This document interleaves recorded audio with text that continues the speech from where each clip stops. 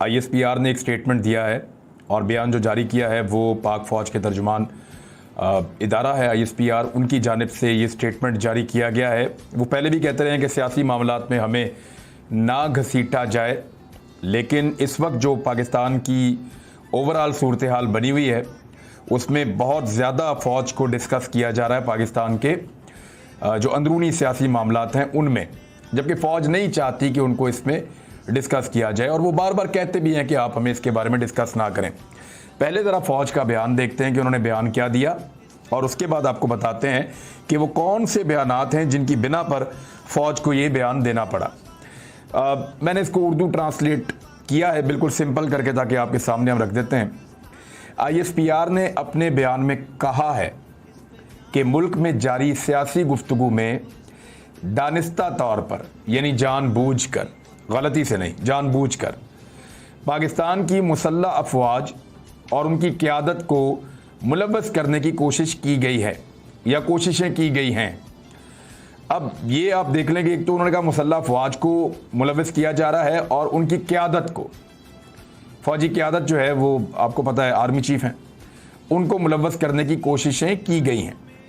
ये कोशिशें मुसल्लह अफवाज के साथ साथ उनकी आला क़यादत के हवाले से हैं, यानी जो आला क़यादत है अब उसके अंदर कोर कमांडर्स भी आ जाते हैं और जो आला क़यादत के लोग हैं बाकी उनके भी शामिल हैं। ये कोशिशें मुसल्लह अफवाज के साथ साथ उनकी आला, वैसे जो लोग फ़ौज के सियासी किरदार के ऊपर बात करते हैं वो नॉर्मली फ़ौजी क़यादत की बात कर रहे होते हैं। आम फ़ौजी तो सियासत में रोल प्ले कर ही नहीं सकते, ना वो करते हैं, तो ये क़यादत के ऊपर ही जब भी कभी तकिया हुआ तो उन्हीं के ऊपर हुआ, तो फ़ौज को तो लोग नॉर्मली नहीं कहते, बाज़ औक़ात लोग इनका नाम इस्तेमाल करते हैं जो अनफॉर्चुनेट है। ये कोशिशें बराह रास्त या बिलवास्ता अवामी फोरम्स और सोशल मीडिया समेत मुख्तलिफ फोरम्स पर की गई हैं, यानी सोशल मीडिया पे भी की गई हैं, अवामी इज्तिमात में भी की गई हैं और मुख्तलिफ जो दीगर फोरम्स हैं वहाँ पे भी की गई हैं। सियासी रहनुमा, सहाफ़ी और तज्ज़ियाकारों की जानिब से गैर मुसद्दका, हद तक आमेज़ और इश्तियाल अंगेज़ बयानात का ये अमल इंतहाई नुकसानदेह है। अब इसमें 3 कैटेगरीज उन्होंने बताई। एक तो सबसे पहले उन्होंने रखा सियासी रहनुमाओं को कि उनकी जानिब से, दूसरे नंबर पे उन्होंने रखा सहाफ़ियों को उनकी जानिब से, और तीसरे नंबर पे उन्होंने कहा तज्ज़ियाकारों को उनकी जानिब से गैर मुसद्दका, हद तक आमेज़ और इश्तियाल अंगेज़ बयानात का ये अमल इंतहाई नुकसानदेह है। पाकिस्तान की मुसल्लह अफवाज सबसे तवक्को करती हैं कि वो कानून की पासदारी करें और मुसल्लह अफवाज को मुल्क के बेहतरीन मफाद में सियासी गुफ्तगू से दूर रखें। अच्छा, बयानात कौन से हैं, ज़रा क्विकली उनका एक जायज़ा ले लेते हैं। वो कौन से ऐसे बयानात हैं जिन पे फ़ौज को ये एतराज़ हुआ? माजी करीब के सारे ले लेते हैं, बल्कि वो लेते हैं जो जनरल बाजवा के साथ मनसूब हैं। जनरल बाजवा और जनरल फैज़ और इस वक्त की जो फ़ौजी क़यादत है उसके बारे में जो कुछ भी है, किस किस ने क्या क्या कहा, ज़रा मैं आपके सामने रखता हूँ। सबसे पहले हालिया बयान मरीम नवाज़ साहिबा का। उन्होंने फतह जंग में जलसा करते हुए कहा, मरीम नवाज़ ने, और कहा ये कि जनरल फैज़ के बारे में, एक तैनाती के बारे में, और वो जनरल फैज़ का जिक्र कर रही थी, पेशावर के कोर कमांडर हैं, कि वो गर्दनें दबोचता था इमरान खान के मुखालिफिन की। अब ये हद तक अमेज़ है और इंतहाई हद तक अमेज़ सलूक है मरीम नवाज़ का, क्योंकि उनकी हुकूमत है इस वक्त पाकिस्तान में, वफाक में भी है और पंजाब में भी है। तो हुकूमत की नुमाइंदगी करते हुए मरीम नवाज़ साहिबा ये फरमा रही हैं कि एक कोर कमांडर इस मुल्क में ऐसा है जो मुखालिफिन की, इमरान खान के मुखालिफिन की गर्दनें दबोचता है। ये फ़ौज के ऊपर एक इल्ज़ाम लगा जिसको फ़ौज ने, मुझे लगता है, उनको पसंद नहीं आया होगा। सलीम साफ़ी का एक ट्वीट है, ये देखें, हाल ही में इन्होंने किया था। जब इमरान खान को निकाला जा रहा था तो इमरान खान ने कहा कि मैं आखिरी बॉल तक मुकाबला करूँगा, तो उसके मुकाबले में सलीम साफ़ी ने ये ट्वीट इंट्रोड्यूस किया था। तो जो मौजूदा DGISI हैं उनके हाथ में एक बॉल पकड़ा हुआ था, नदीम अंजुम साहब, और सलीम साफ़ी ने लिखा कि आखिरी बॉल, ये वो आखिरी बॉल है जिसको इमरान खान को फेस करना होगा। तो ये एक पॉलिटिकल हमला था एक सहाफ़ी की जानिब से फ़ौज के ऊपर। नवाज शरीफ के जो मौजूदा फ़ौजी क़यादत है उसके ऊपर बड़े संगीन इल्ज़ामात हैं, जनरल बाजवा पे, जनरल फैज़ पे, एक दो और जनरल्स हैं उनके ऊपर नाम लेकर मियां नवाज शरीफ साहब उनके ऊपर बड़ी संगीन तनकीद करते रहे हैं। बल्कि उन्होंने ये कहा कि आपने इस मुल्क में पॉलिटिकल इंजीनियरिंग की है, और ना सिर्फ ये कहा बल्कि ये भी इल्ज़ाम लगाया कि मुदाखलत करके जजों को लिखा लिखाया फैसला दिया गया जो उन्होंने 5 लोगों ने पढ़ के सुना दिया। तो इस तरह मियाँ साहब ने फ़ौज पे बड़े घिनौने इल्ज़ामात लगाए और साथ ही साथ ये इल्ज़ामात जो हैं वो उन्होंने जुडिशरी के ऊपर भी लगाए। शाहिद खकान अब्बासी ने हाल ही में कहा कि एस्टेब्लिशमेंट की मदद के बगैर तहरीक अदम एतमाद कभी भी कामयाब नहीं हो सकती, यानी अस्करी इदारों की आपको मदद चाहिए होती है। और ऐसे ही इल्ज़ाम PMLN के दीगर लोग भी लगाते रहे। तो ये भी पाकिस्तान की फ़ौज को सियासत में घसीटने की एक बदतरीन कोशिश थी। सेलेक्टर कहा गया पाकिस्तान की फ़ौज को कि उन्होंने इमरान खान को सेलेक्ट किया है और वो इलेक्शन के ज़रिए से हुकूमत में नहीं आए, और बार बार कहा गया जनरल बाजवा को और इनके साथियों को कि ये सेलेक्टर्स हैं। ये एक ज़्यादती थी पाक फ़ौज के साथ। शायद फ़ौज इसकी वजह से भी काफ़ी दिल गिरफ्तार है और खुलकर इस तरह के इल्ज़ामात लगाए गए हैं। अभी हाल ही में खालिद मक्सी जो इस वक्त हुकूमत का हिस्सा है और बलूचिस्तान अवामी पार्टी से उनका ताल्लुक है, बलूचिस्तान से वो एक MNA हैं और पार्लिमानी लीडर हैं इस वक्त बलूचिस्तान अवामी पार्टी के।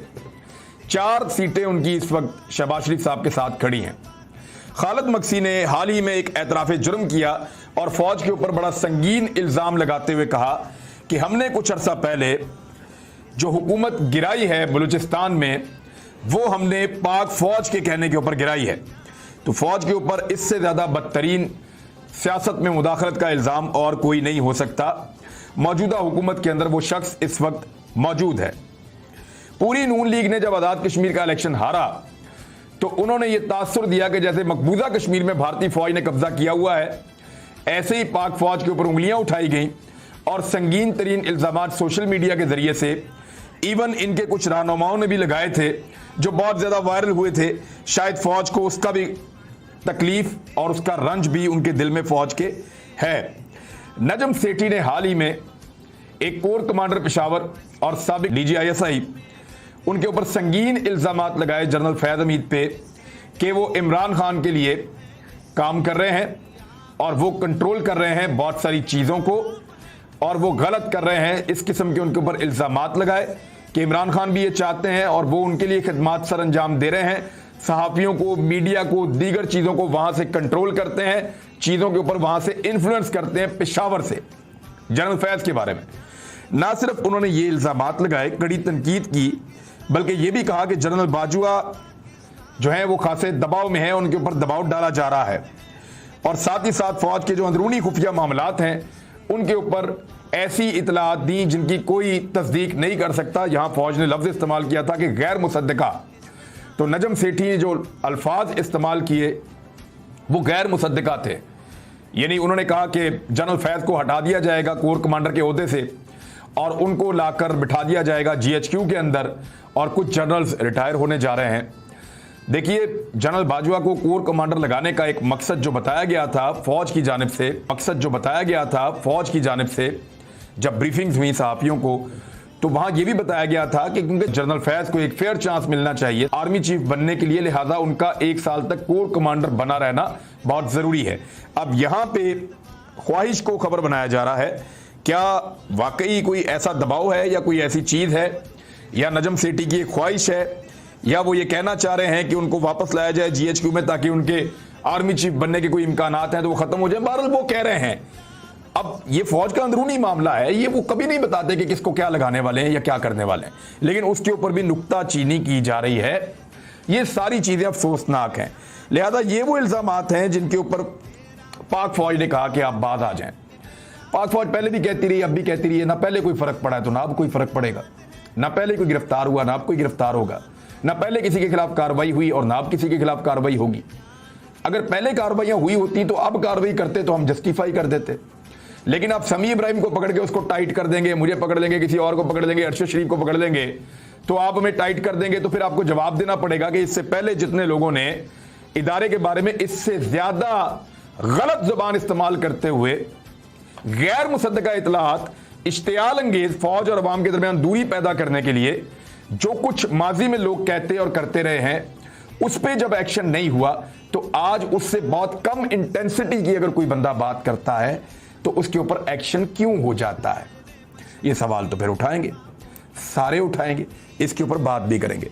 शहबाज शरीफ साहब ने इमरान खान साहब के बारे में कुछ स्टेटमेंट दिए, ये बड़े इंपॉर्टेंट हैं, मैं इसलिए आपके सामने रख रहा हूं। एक बहुत बड़ा लतीफा भी है, वो भी आपको भी सुनाऊंगा। शहबाज शरीफ का ये कहना है कि इदारों के खिलाफ साजिशी बयानियां घड़ने वाला असल मीर जाफिर है। इमरान खान ने तो अभी तक किसी इदारे का नाम ही नहीं लिया। इमरान खान ने तो आर्मी चीफ, DGI या किसी का नाम नहीं लिया, इदारों का नाम भी नहीं लिया, और सिर्फ उन्होंने अदलिया के बारे में कहा कि आधी रात को अदालत खुल गई, और तो कुछ भी नहीं कहा। हमें भी इंसाफ चाहिए, इंसाफ मांग रहा है, ऐसी तो कोई बात नहीं की जो आइन और कानून के मुनाफी हो। बहरहाल शहबाज शरीफ साहब कह रहे हैं कि अब उन्होंने सोच लिया है कि कानूनी कार्रवाई करेंगे, और ये जो अब इमरान खान का एबटाबाद वाला खिताब है उसको शहबाज शरीफ ने पाकिस्तान के खिलाफ साजिश करार दे दिया। एक्चुअली साजिश जो हुई ना शहबाज शरीफ के खिलाफ वो ये हुई कि कल जहां पे शहबाज शरीफ ने जलसा किया शाम में वहां बंदे नहीं निकले, और आज जहां पे इमरान खान ने जलसा किया एबटाबाद में वहां बंदे बहुत बड़ी तादाद में निकल गए। तो असल साजिश ये हो रही है, बाकी और कोई साजिश नहीं है। तो शहबाज शरीफ साहब ने और क्या कहा ये भी सुन लें। उनका ये कहना था कि इमरान खान का खिताब पाकिस्तान के खिलाफ साजिश है, और जो कौमी इदारों के खिलाफ इमरान खान साहब बयानियां घड़ रहे हैं, असल मीर जाफर जो है वो इमरान खान है, ये उनका कहना था। शहबाज शरीफ साहब ने कुछ ऑफ द रिकॉर्ड बातचीत की है सहाफियों के साथ। वहीं पे एक सहाफी ने पूछा शहबाज शरीफ से कि जनाब आप ये बताएं कि मरियम नवाज ने जो किया, एक सर्विंग कोर कमांडर के खिलाफ एक तनकीद का उनको निशाना बनाया, ये उनकी अपनी राय है या आपकी पार्टी की है? तो शहबाज शरीफ का जवाब सुने आप। मरियम लीड कर रही है, मरियम लीडर है, बेटी है, शोला बयानी में बात हो जाती है, सीरियस ना लें। मेरा नहीं ख्याल कि उनके किसी जुमले का मकसद किसी अफसर पर तनकीद करना हो। ये वजीर आजम का जवाब था, इंपोर्टेड वजीर आजम शहबाज शरीफ का। अब आप गौर करें क्या चल रहा है, यानी मरियम करे तो बेटी है, मरियम नवाज करे तो लीडर है, मरियम नवाज करे तो शोला बयानी में बात हो जाती है, मरियम नवाज करे तो सीरियस ना लें, मरियम नवाज करे तो मकसद किसी अफसर पर तनकीद करना नहीं है।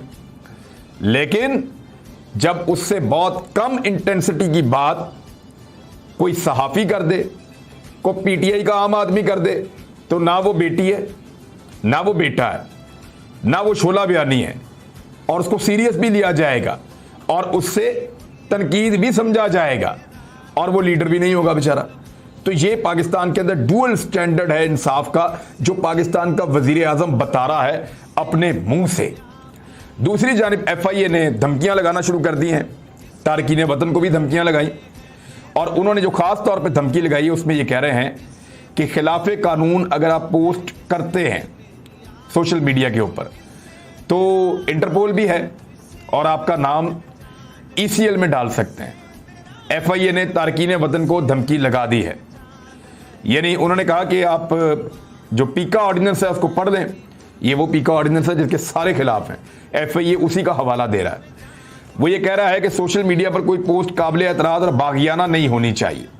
तारकीन वतन कानून की खिलाफ वर्जी करते हैं तो उनका नाम ECL पर रखा जाएगा। तारकीन वतन पीका ऑर्डिनेंस को अच्छी तरह मुताला करें और पाकिस्तान को जाली खबरों की बुनियाद पर बदनाम ना करें, ना किया जा सकता है। जाली खबरों की बुनियाद पर बदनाम करने की कोशिशें पाकिस्तानी कवानीन के मुताबिक जुर्म है।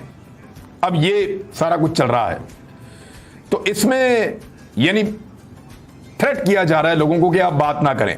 मैं ये जानना चाहता हूं कि क्या पिद्दी और क्या पिद्दी का शोरबा, यही FIA है ना। अहमद वकास गुराई ने पाकिस्तान और पाकिस्तानियों के बारे में क्या कुछ नहीं कहा, पाकिस्तान के इदारों के बारे में क्या कुछ नहीं कहा, पाकिस्तान के जर्नैलों के बारे में क्या कुछ नहीं कहा, नवाज शरीफ ने क्या कुछ नहीं कहा, इसी तरह से वो सैयद हक्कानी ने क्या कुछ नहीं कहा, इसी तरह से अहमद नूरानी ने क्या कुछ नहीं कहा, और बेशुमार नाम है वो पाकिस्तानी इदारों को, पाकिस्तानी जर्नल्स को, पाकिस्तानी फौज को हरफ तनकीद बार बार बनाते हैं, रियासत पाकिस्तान को बार बार गाली देते हैं, बाकायदा उनके ऊपर सेमिनार्स करते हैं, सोशल मीडिया पे इन मामलों को उठाते हैं। क्या किया FIA ने आज तक? किसी के खिलाफ कोई टके का एक्शन ले सके आज तक? तो मैंने इसीलिए कहा कि क्या पिद्दी और क्या पिद्दी का शोरबा, मुझे नहीं लगता ये कर पाएंगे, क्योंकि माजी में कोई ऐसी मिसाल नहीं है कि ये कर पाए हों कुछ भी ऐसा जिससे इज्जत की बहाली हो। और अब कर क्या रहे हैं? ज्यादा से ज्यादा सहाफियों को हरासा कर रहे हैं, और सहाफ़ियों को हरासा करने के ऊपर जो PFUJ के सदर हैं, उनकी जानिब से भी एक स्टेटमेंट आ गया है कि हुकूमत सहाफ़ियों को दबाने के बजाय अपना तरीक़ाकार ठीक करे। और साफ साफ ये कहा गया है कि जो समी इब्राहिम के खिलाफ एक्शन लिया गया है और ये ज़्यादती उसको करार दिया गया है और ये काला कानून समझा जाता है पीका को, जिसके तहत ये एक्शन लिया गया है, लिहाजा हुकूमत बाज आए। और मीडिया को टारगेट सब लोग जब इक़्तिदार में आते हैं तो करते हैं। इससे पहले भी जो हुकूमत है उसके ऊपर भी ये इल्ज़ाम था, आज जो हुकूमत है उसके ऊपर तो बहुत शदीद तरीन ये इल्ज़ाम लग रहा है। लेकिन मज़े की बात यह है कि जितने इनकलाबी सहाफ़ी थे वो सारे के सारे जो है वो सो रहे हैं और कोई भी इसके ऊपर आवाज़ उठाने के लिए तैयार नहीं है।